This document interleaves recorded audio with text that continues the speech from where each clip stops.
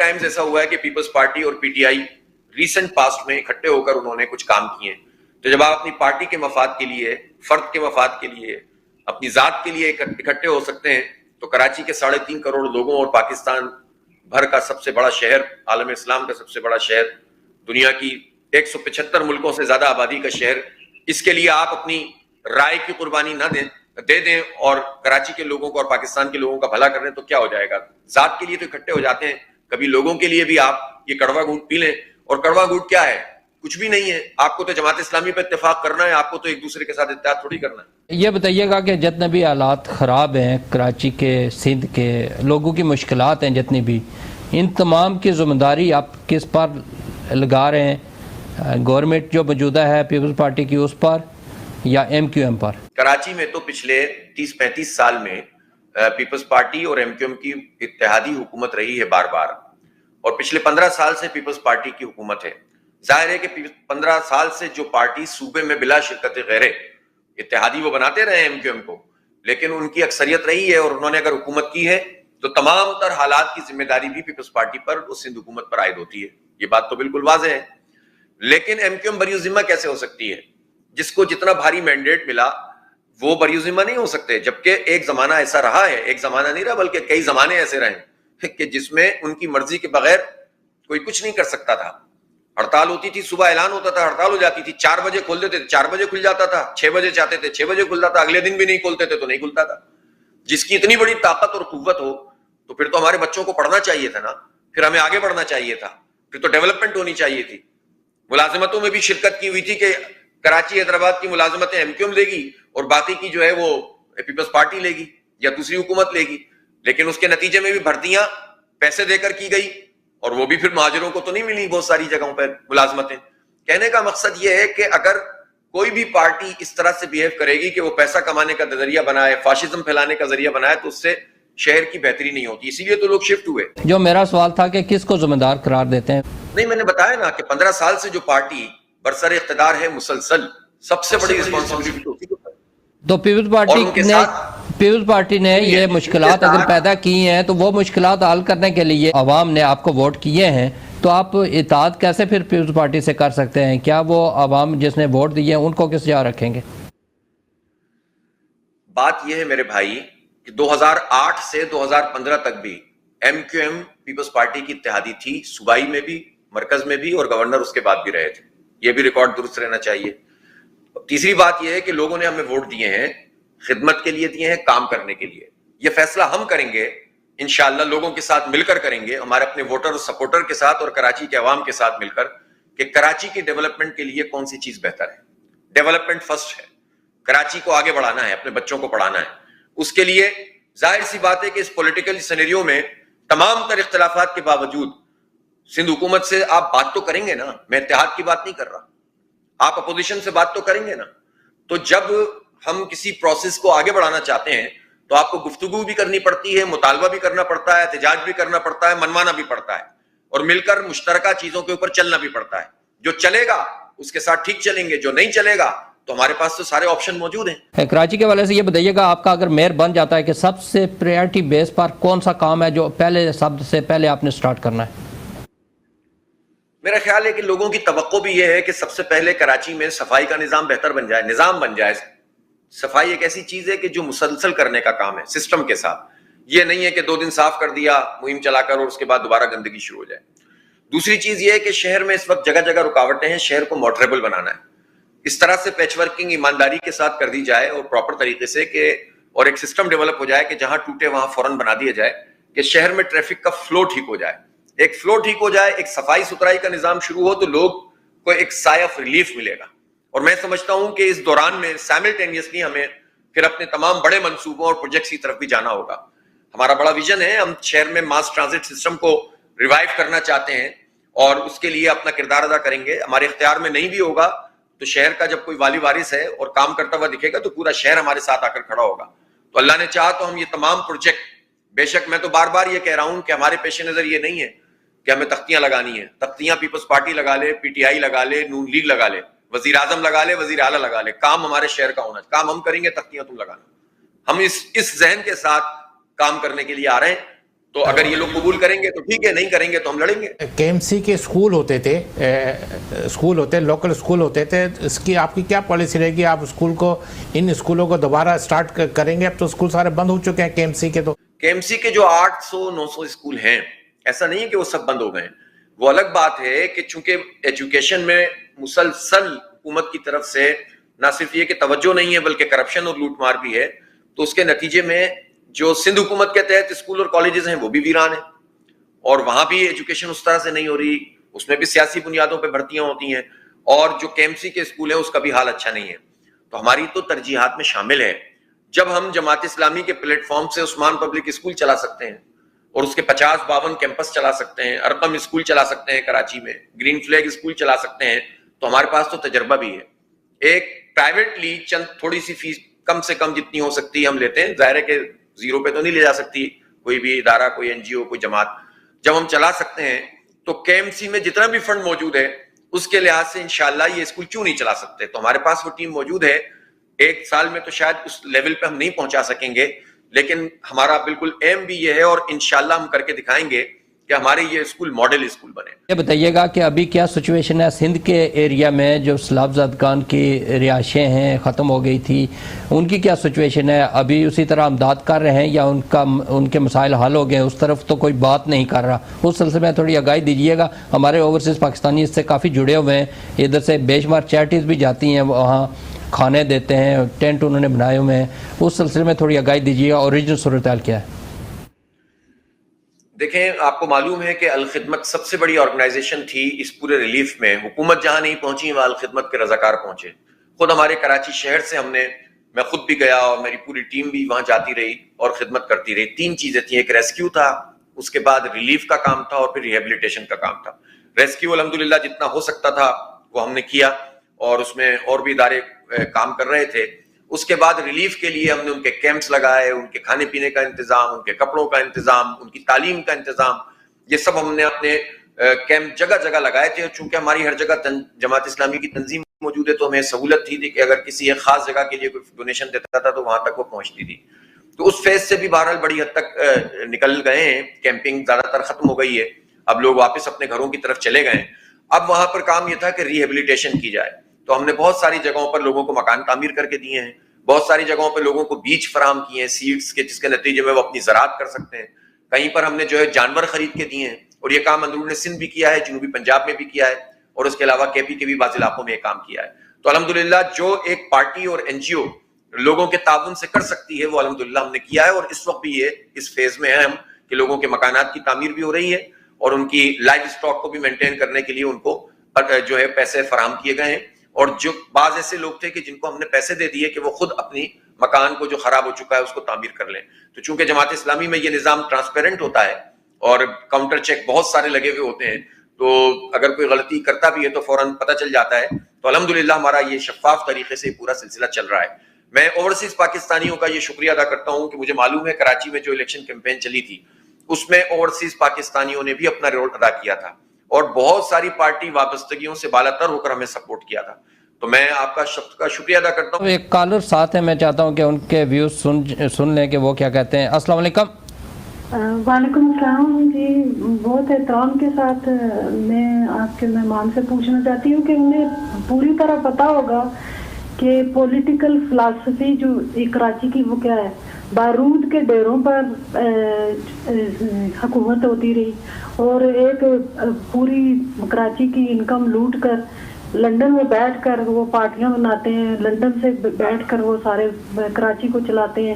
اور یہ جو درباری بیٹھے ہوئے ان کے میڈیا کے اوپر, اور جو گراؤنڈ ریالٹی ہے اس کو سامنے کبھی جماعت اسلامی نہیں لاتی. فرض کے لیے دعا کرنے سے انکار کیا, جبکہ جنرل ضیاء کی وردی کو آپ پالش کا دیتے تھے, اور مشرف کی وردی مشرف صاحب کی اللہ تعالیٰ ان کو جنت الفردوس میں جگہ عطا فرمائے, ان کی وردی میں کیا خرابی تھی. Thank you very much. بہت شکریہ. اچھا, پہلے سوال کا تو جواب آپ دے چکے ہیں, دوسرے اور تیسرے کا دے دیں.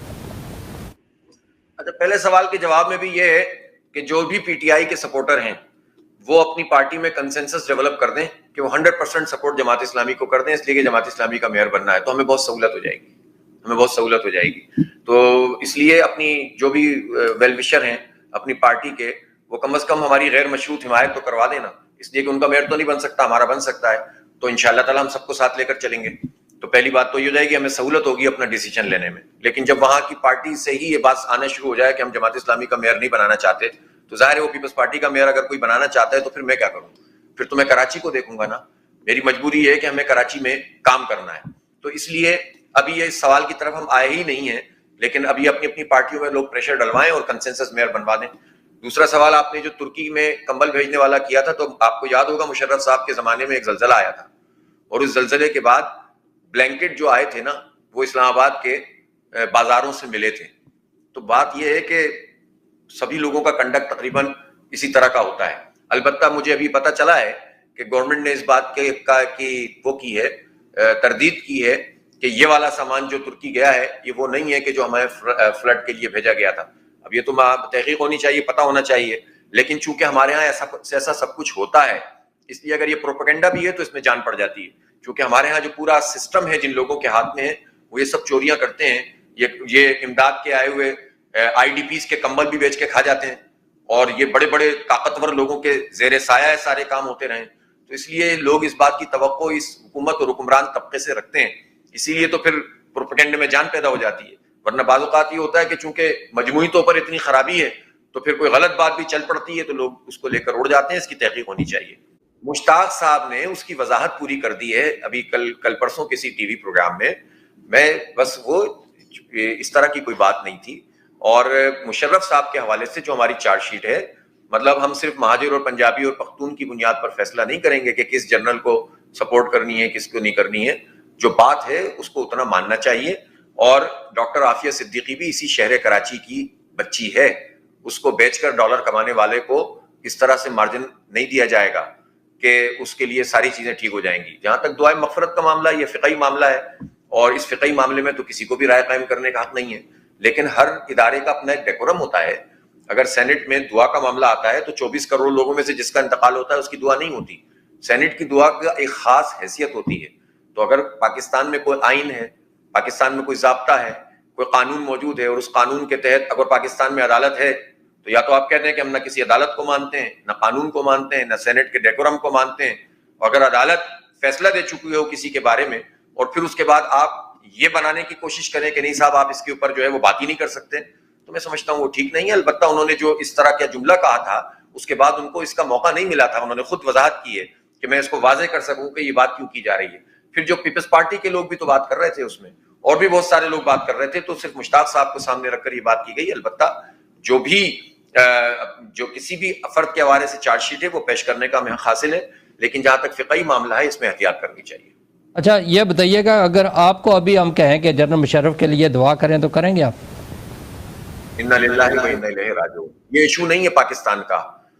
آپ دیکھیں اگر یہ کہہ کر یہ سمجھتے ہیں کہ مشرف صاحب نے اگر جامع حفصہ پہ چڑھائی کی تھی وہ جائز ہو گئی، اگر آپ یہ سمجھتے ہیں کہ امریکہ کے یہاں سے سینکڑوں کی تعداد میں جہاز اڑتے تھے اور جو ہے وہ لوگوں کو قتل کرتے تھے وہ جائز کر دوں میں، اگر آپ جو ہے یہ کہیں گے کہ جو کچھ بھی یہاں قتل عام ہوا اور آج جو کچھ ہم کاٹ رہے ہیں دہشت گردی وہ امریکہ کا ساتھ دینے کے نتیجے میں ہوئی تھی اور مشرف صاحب نے فیصلہ کیا تھا اور کولن پاول کے ایک فون پر ہماری غیرت عزت سب کو تیل کر دیا تھا، بیچ دیا تھا، تو میں اس کو جائز قرار دے دوں؟ یہ نہیں ہوگا. البتہ جہاں تک کسی کی دعائے مغفرت کسی مسلمان کا انتقال ہو تو اس کے لیے انا للہ و انا الیہ راجعون بھی کیا جاتا ہے اور جنرلی جو ہے وہ دعائے مغفرت بھی کی جاتی ہے. تو ان چیزوں کو ایک دوسرے کے ساتھ جوڑنے کی ضرورت نہیں ہے. جو لوگ دعائے مغفرت کی بات کرتے ہیں در حقیقت وہ یہ چاہتے ہیں کہ جنرل مشرف کے جو گناہ ہیں جو انہوں نے قومی جرم کیا، کسی ذاتی فرد کے گناہ کا مسئلہ نہیں ہوتا. جب کوئی آدمی کسی پوزیشن میں ہوتا ہے تو اس کے اجتماعی طور پر اس کے اوپر فیصلہ کیا جاتا ہے. اسی شہر کراچی کا جس کا تذکرہ انہوں نے کیا ہے، اسی شہر کراچی میں 56 لوگوں کی لاشیں گری تھی، پورے شہر کو کنٹینر سے بند کر دیا تھا اور مشرف نے کہا تھا دیکھا تم نے میری طاقت، تو میں اس کو کیسے قبول کر لوں؟ تو یہ متنازع باتیں کرنے سے مسئلہ حل نہیں ہوگا. بات یہ ہے کہ جس کا جو قومی رول ہے، اگر یہاں جنرل ضیاء الحق کے بارے میں اگر کہا جائے، نعیم الرحمان صاحب اگر جنرل ضیاء الحق کے بارے میں کہا جائے کہ فاتح خوانی کریں تو آپ کریں گے اس کے بارے میں؟ میرے بھائی پھر وہی والی بات ہے. اس کا مطلب یہ ہے کہ آپ لوگوں جو ہے نا کسی چیز کو اس طرح سے لینا چاہتے ہیں اور یہ پروگرام اگر پاکستان کے لوگوں پر اور اینکروں کے اوپر اگر آپ جیسے لوگ وہاں بیٹھ کر یہ تبصرہ کرتے ہیں کہ یہ مرغے لڑاتے ہیں، تو اگر یہی کام آپ لوگ کرنے لگیں گے تو کتنی اچھی بات ہے. خالی رائے پوچھ رہا ہوں، دونوں جرنیلوں نے ایک ہی جیسا کام کیا ہے. نہیں کیا تو نہیں کیا. ٹھیک ہے، میں یہ جاولق صرف صاحب نے اپنی جمعیت اسلامی بتا جمعیت رہا ہوں طلبہ کے کہ لوگوں کو کوڑے مارے تو مارے، ہم نے تحریک چلائی تھی ان کے خلاف تو چلائی تھی، تو یہ تو کوئی بات نہیں ہوئی نا. لیکن جب کوئی بھی ایوب خان ہو، ضیاء الحق ہو، مشرف ہو، جب اس پورے آمرانہ دور میں اس کے باوجود بھی اگر ملک کے اوپر کوئی برا وقت آیا ہو یا کسی پبلک انٹرسٹ کی بات ہو اور انہی آمروں میں سے کسی نے لوگوں کو بلایا ہو تو سب جا کر بیٹھ کر بات بھی کرتے تھے. یہ تو نہیں ہو سکتا تھا کہ آپ بات نہیں کریں. ایوب خان کی بھی تو ہسٹری بتائیے نا کہ جنہوں نے جب یہاں پر اقتدار پہ قبضہ کیا تھا تو اس وقت کون کھڑا ہوا تھا؟ مولانا مودودی کو قید کیا گیا تھا. ہم اس کے خلاف ہم نے ڈیموکریٹک ایک بڑا الائنس بنایا تھا، خود لیفٹ کے لوگوں کے ساتھ مل کر بھی جد و جہد کی تھی، مشترکات پہ اکٹھا کیا تھا. لیکن جب انڈیا نے حملہ کیا اور ایوب خان نے کلمہ پڑھا تو اس کے بعد مولانا مودودی نے یہ نہیں کہا تھا کہ میں ایوب خان کو نہیں مانتا. پھر اس وقت ہمارا مسئلہ یہ تھا کہ ملک کی سالمیت کے لیے اگر کوئی اقتدار میں موجود ہے اور جس بھی وجہ سے موجود ہے تو اختلاف بھی آپ کریں گے لیکن مل کر کام کریں گے. تو چیزوں کو اس طرح سے نہیں کرنا چاہیے، بلکہ جو حقائق ہیں اس کی بنیاد پر فیصلہ کرنا چاہیے اور اس پہ ایک ریشنل جو ہے نا تجزیہ ہونا چاہیے. غلطیاں تو پارٹیاں بھی کرتی ہیں، افراد بھی کرتے ہیں، کسی کی غلطی کو جسٹیفائی کرنے کا مسئلہ نہیں ہے. جی ایک اور بہت بہت چیز شکریہ جناب. جی ایک چیز کلیئر کیجئے گا. ایک تصویر وائرل ہو رہی ہے ایک دو دن سے، جو NRECC میں ایک تصویر بنائی گئی ہے، تو وہ کہتے ہیں جی جو ایٹمی ہتھیار ہیں پاکستان کے اس کے لیے سودا بازی ہو رہی ہے اور ان کو دکھایا جا رہا ہے، بریفنگ دی جا رہی ہے. اس بارے میں کچھ آپ کے پاس اطلاعات ہیں تو اگر کلیئر کیجئے گا ہمارے دیکھنے سننے والوں کو. میرا خیال ہے کہ اس کی تردید بھی آ گئی ہے اور میں توقع نہیں رکھتا پاکستان کی افواج اور پاکستان کے کسی بھی حساس ادارے سے کہ تمام تر ان سے اختلافات کے باوجود پاکستان کے ایٹمی پروگرام پر میرا حسن ظن بھی یہ ہے اور پوری قوم کا حسن ظن یہ ہے کہ یہ کوئی سمجھوتا نہیں ہوگا. اور اس طرح کی اگر کوئی تصویر ہے اس کی انہوں نے تردید بھی کی ہے کہ یہ اس جگہ کی تصویر نہیں ہے، اس کمرے کی تصویر نہیں ہے، اس فلاں کنٹرول روم کی تصویر نہیں ہے. تو میرا خیال ہے کہ مزید وضاحت کے ساتھ ISPR کو بھی اور پاکستانی افواج کو بھی اس کی وضاحت کرنی چاہیے تاکہ قوم میں بلکہ پوری دنیا میں موجود پاکستانیوں اور بلکہ تمام مسلمان اس سے ایفیلیٹڈ ہیں تو ان کو یہ بات پتہ چلے کہ یہ ایک پروپیگنڈا ہے اور اس میں حقیقت کوئی نہیں ہے. تو یہ وضاحت کرنا بھی اب ISPR کو چاہیے کہ سامنے آ کر واضح طور پر تعین کے ساتھ جو ہے وہ بات کریں تاکہ سب میں اطمینان پیدا ہو سکے. پاکستان کی جو سچویشن ہے ابھی چل رہی ہے، جس طرح کہ ہم ظاہر ہے اوورسیز پاکستانی بڑے پریشان ہیں اس حوالے سے، آپ کوئی امید کی کرن بتا سکتے ہیں ہمیں کہ کیا آنے والے دنوں میں پاکستان کے حالات کچھ بہتر ہو جائیں گے اور جو یہ آگے الیکشن آنے والے ہیں کیا الیکشن ہو پائیں گے؟ اچھا دیکھیں، ظاہر حالات اچھے نہیں ہیں اور سب سے زیادہ حالات تو عوام کے خراب ہیں.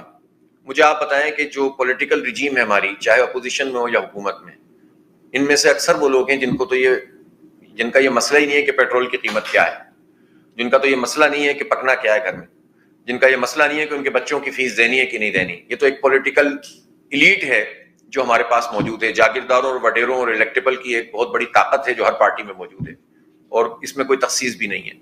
دوسری بات یہ ہے کہ اس میں جو بیوروکریسی ہے، ابھی اس وقت تقریباً ایک اندازے کے مطابق پاکستان میں 2 لاکھ لوگ ایسے ہیں جن کو گاڑیاں ملی ہوئی ہیں اور ایوریج اگر آپ کم سے کم لگائیں تو 400 لیٹر پیٹرول ملتا ہے. یہ ایک منیمم میں نے آپ کو بتایا ہے. اس کے علاوہ اور مختلف سیکٹرز میں جو لوگ اس طرح سے اپنی گاڑیاں ہولڈ کیے ہوئے ہیں اور پیٹرول لے رہے ہیں اور ناجائز طریقے سے جن افسران نے یا جن پولیٹیشنز نے گاڑیاں لی ہوئی ہیں وہ الگ ہے. پھر پروٹوکول میں جتنے لوگ، جتنے پولیس والے، جتنی گاڑیاں چل رہی ہیں جو سرکار کے کھاتے میں چل رہی ہے وہ الگ ہے. یہ تو الگ پیسے ہیں جو ان کو ذاتی طور پر ملتے ہیں. اگر یہ اپنی ان عیاشیوں کو ہی کم کر دیں اور اس میں کوئی تخصیص بھی نہیں، میں بہت واضح طور پر کہنا چاہتا ہوں کہ اس میں فوج کے جرنیلوں کو بھی قربانی دینی ہوگی، بریگیڈیئرز کے سطح پر میجر جنرلوں کو بھی قربانی دینی ہوگی، ان کے افسران کو بھی قربانی دینی ہوگی اور بیوروکریٹس کو بھی دینی ہوگی، ججوں کو بھی دینی ہوگی. آئے نہ کچھ جج اور کہیں کہ ہماری پینشن کو آدھا کر دو. بڑے بڑے چیف جسٹس اور بڑے بڑے لوگ ہیں جو اتنی بڑی مراعات لے رہے ہیں کہ 10 خاندان بھی مل کر وہ نہیں کماتے جتنے ایک جج کی پینشن ہوتی ہے. تو آپ بتائیں نا کہ ان حالات میں تو جب یہ طبقہ قربانی دے گا تو آپ عوام سے قربانی کی اپیل کر سکتے ہیں. لیکن انفارچونیٹلی یہ طبقہ قربانی دینے کے لیے تیار نہیں ہے، نہ بیوروکریٹ، نہ جاگیردار، نہ وڈیرا. جاگیر پر ٹیکس نہیں لگے گا. IMF یہ کیوں نہیں کہتا کہ ان جاگیروں پہ ٹیکس لگاؤ جو انگریزوں نے ان کو دی تھی اور ان کے خاندانوں میں چلی آ رہی ہیں، اور بہت ساری زمینیں تو ایسی ہیں جس پر کاشت بھی نہیں کرتے لیکن ضائع ہو رہا ہے پاکستان کا سرمایہ، اس پر ٹیکس نہیں لگے گا. تو یہ اس لیے کہ سارے جاگیرداروں کی حکومت ہوتی ہے اور اس میں PTI ہو یا نون لیگ ہو یا پیپلز پارٹی ہو، کوئی بھی یہ کام نہیں کرتا. جاگیروں پہ ٹیکس لگائیں گے نہیں، جن کی زمینیں ایک حد سے زیادہ ہے ان کے ٹیوب ویلوں پہ سبسڈی کیوں دی جا رہی ہے؟ ایک گھریلو صارف کو تو سبسڈی نہیں مل رہی بجلی کی، ایک جو ہے انڈسٹریلسٹ کو تو نہیں مل رہی، لیکن جاگیرداروں کی ٹیوب ویل پہ بھی سبسڈی دی جا رہی ہے. تو یہ سب چیزیں جو ہیں وہ قوم کو پتہ بھی ہیں. قوم سب سے بڑی ذمہ دار اس بات کی ہے کہ وہ ایسے لوگوں کو، ایسے الیکٹیبل کو مختلف دھوکوں سے، مختلف نعروں کی بنیاد پر الیکٹ کر کے اپنے سروں پہ مسلط کرتے ہیں. پارٹی کا نام کوئی بھی ہو، حکومت ایک ہی طبقے کی ہوتی ہے. تو اب لوگوں کو اپنی جینوئن لیڈرشپ میں نکلنا ہوگا. میں سمجھتا ہوں کہ ان حالات سے ہم نکل سکتے ہیں. پاکستان میں پوٹینشیل بہت ہے، اور پاکستان کی جیو اسٹریٹجک پوزیشن وہ ہے کہ جس میں انشاءاللہ پاکستان ہمیشہ نہ صرف یہ کہ اچھے طریقے سے ہینڈل کر سکتا ہے سچویشن کو، بلکہ ہم اس مشکل سے باہر آ سکتے ہیں. اکانومی کی زبان میں ایک کہلاتی ہے وی شیپ گروتھ. پاکستان ان علاقوں میں شامل ہے جو بہت تیزی سے نیچے جاتے ہیں، تو ان کے اندر یہ پوٹینشیل ہے کہ وہ تیزی سے اوپر اٹھ بھی سکتے ہیں.